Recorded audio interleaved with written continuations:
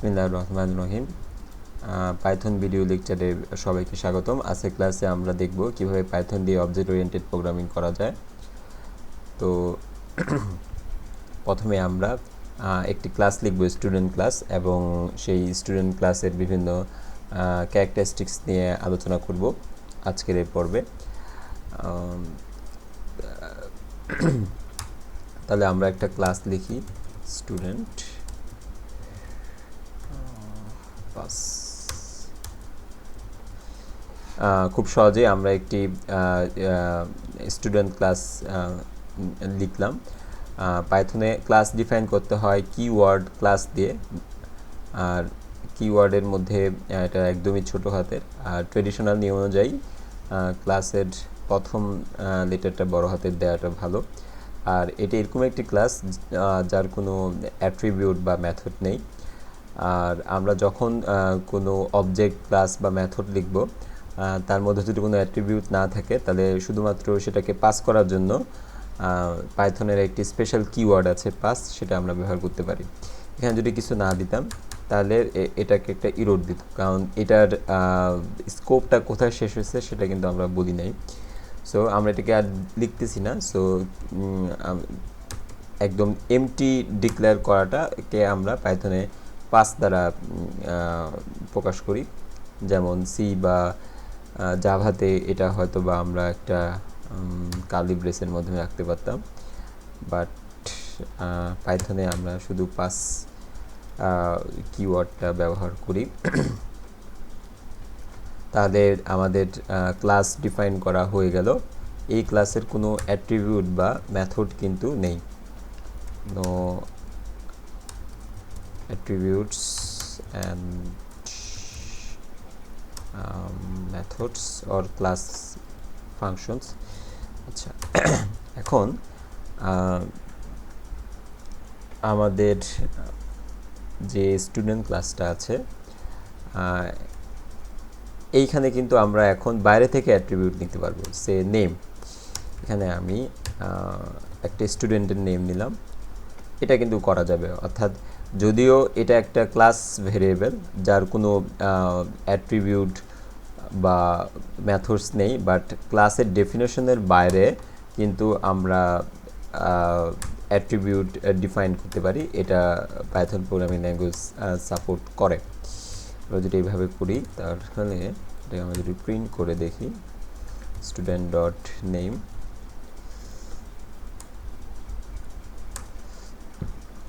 অথবা আইডি, ওকে। আর এটা হচ্ছে যে আমরা ডিরেক্ট ক্লাস থেকে অ্যাট্রিবিউটগুলোকে ডিফাইন করলাম। আমরা চাইলে এটা একদম ব্ল্যাঙ্ক ইনস্ট্যান্টও নিতে পারি।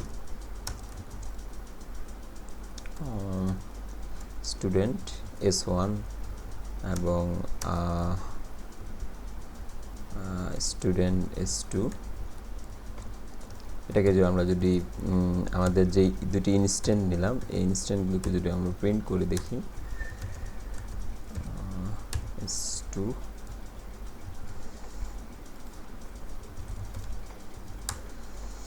তাহলে আমরা দুইটি স্টুডেন্ট ক্লাস অবজেক্ট পাবো।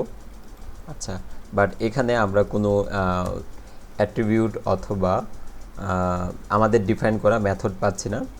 আর এগুলো হচ্ছে মেটাডাটা, বাট আমরা যেহেতু এই স্টুডেন্ট ক্লাসে কোনো অ্যাট্রিবিউট দেইনি বা মেথড দেইনি, সো স্টুডেন্ট ক্লাসের অবজেক্ট নিলেও সেই অবজেক্ট থেকে আমরা কোনো মেথড বা অ্যাট্রিবিউটে ইনভোক করতে পারতেছি না।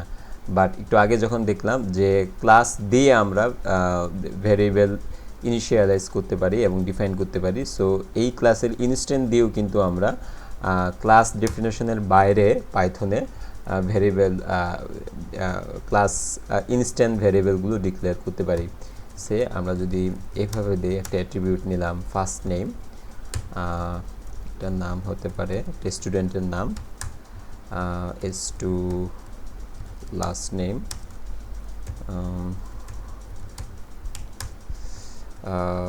সরি এটা যেহেতু S1 প্রথম attribute, S1 dot ID. Similarly আমাদের s2 ক্লাস ইনস্ট্যান্ট ছিল, তো সেই ইনস্ট্যান্টের আমরা ভ্যারিয়েবলগুলো ক্লাস ডেফিনেশনের বাইরে এসে নিতে পারি।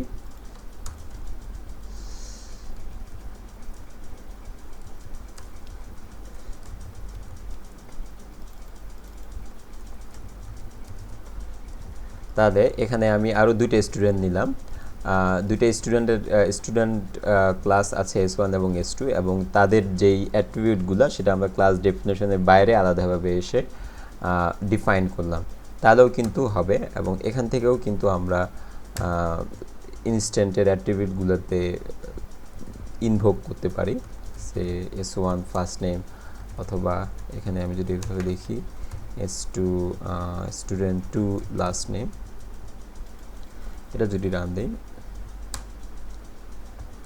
চলে আসলো। তো এইভাবে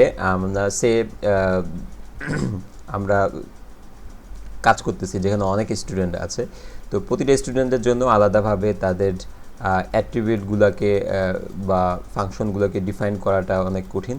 তো আমরা আমাদের ইউজার ডিফাইন যেই ডেটা টাইপ স্টুডেন্ট ক্লাসটা আছে, সেই ক্লাসের মধ্যে আমরা জেনেরিকভাবে অ্যাট্রিবিউটগুলো লিখতে পারি। সে এখানে সেক্ষেত্রে আমাদের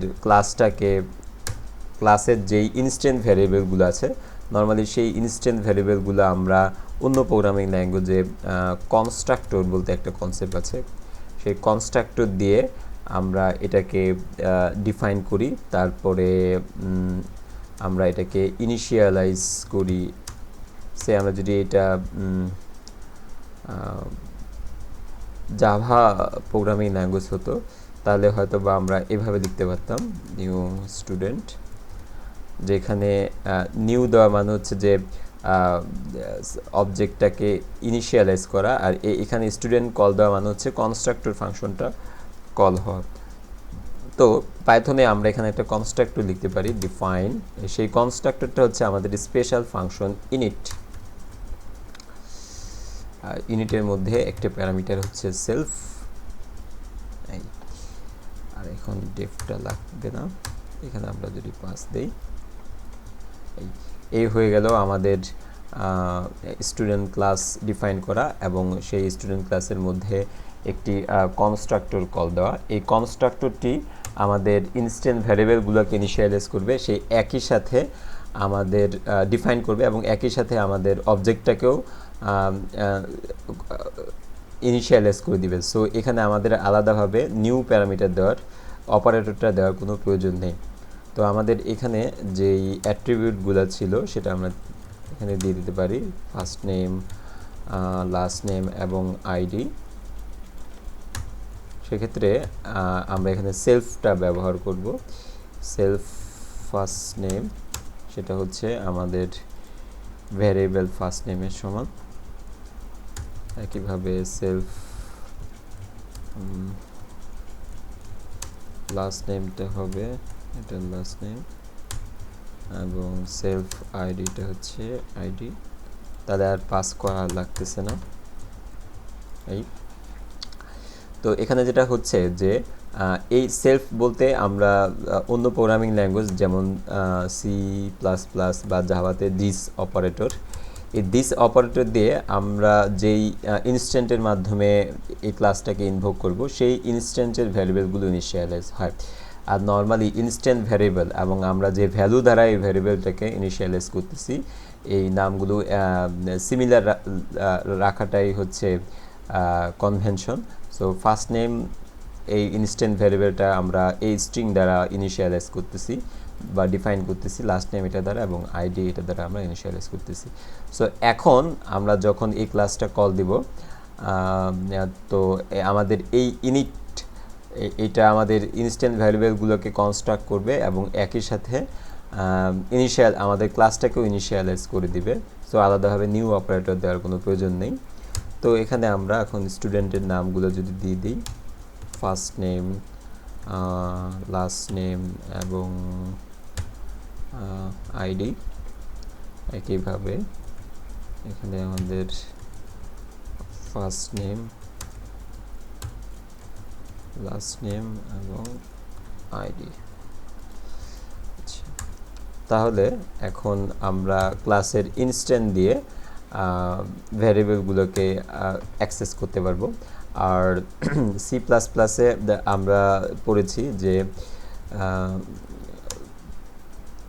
ইনস্ট্যান্ট ভ্যারিয়েবলগুলোর তিনটা অ্যাক্সেস মডিফায়ার থাকে, সে পাবলিক, প্রাইভেট এবং প্রোটেক্টেড।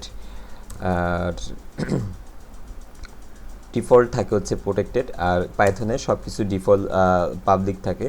সো ইজিলি আমি যে কোনো একটা ইনস্ট্যান্ট দিয়ে আমার ইনস্ট্যান্টের ভ্যারিয়েবলগুলো অ্যাক্সেস করতে পারবো যেহেতু ডিফল্ট আমাদের ভ্যারিয়েবলগুলো, ইনস্ট্যান্ট ভ্যারিয়েবলগুলো পাবলিক মডিফায়ারের মধ্যে থাকে। আর এখান থেকে আমরা যদি ফার্স্ট নেমটা দিই, আমাদের দুইটা ইনস্ট্যান্টের একটা করে ভ্যারিয়েবল আমরা অ্যাক্সেস করলাম যেহেতু এগুলো পাবলিক মডিফায়ারের মধ্যে আছে। এখন পাইথনের আরেকটা স্পেশাল প্রপার্টিস হচ্ছে ক্লাসের মধ্যে তো ইনস্ট্যান্ট ভ্যারিয়েবলগুলোকে আমরা ইনিশিয়ালাইজ করতে পারি, ক্লাসের বাইরেও আবার একইভাবে ইনিশিয়ালাইজ করা যায়, যেটা একটু আগের প্রবলেমে আমরা দেখলাম। চাইলে এখান থেকে আমরা আবার নতুন করে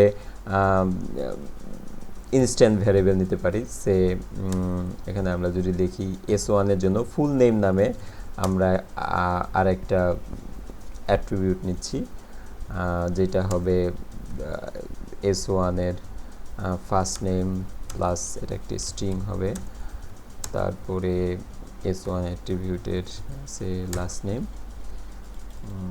একইভাবে এখানে যদি আমরা এইভাবে নিই তাহলে S2 first name, last name এবং ফুল নেম। আচ্ছা, তাহলে এখন যেটা দেখা যাচ্ছে যে আমরা ক্লাসের মাধ্যমে কনস্ট্রাক্ট করেও ইনস্ট্যান্ট ভ্যারিয়েবল নিতে পারি, আবার এই ইনস্ট্যান্ট তৈরি হয়ে যাওয়ার পরেও কিন্তু আমরা নতুন করে ভ্যারিয়েবল ডিক্লেয়ার এবং ডিফাইন করতে পারি।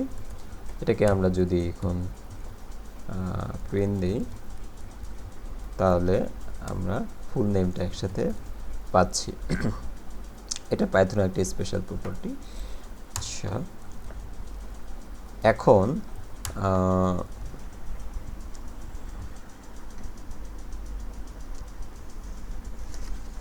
আমরা এখানে ক্লাসের কনস্ট্রাক্টরের বাইরেও আমরা আরও ক্লাস ইনস্ট্যান্ট মেথড লিখতে পারি। সে আমরা আমাদের এই ইনফরমেশনগুলোকে ডিসপ্লে করতে চাই, সো ডিসপ্লে, এবং যেগুলো আমাদের ইনস্ট্যান্ট ক্লাসের মেথড হবে সেই ক্লাসের মেথডগুলোকে আমরা সেলফ অ্যাট্রিবিউটটা দেব। সেলফ অ্যাট্রিবিউটের মাধ্যমে সেটা আমাদের ইনস্ট্যান্ট ফাংশন হয়ে যাচ্ছে।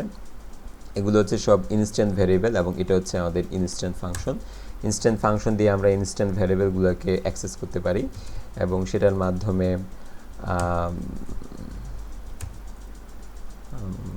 Full name,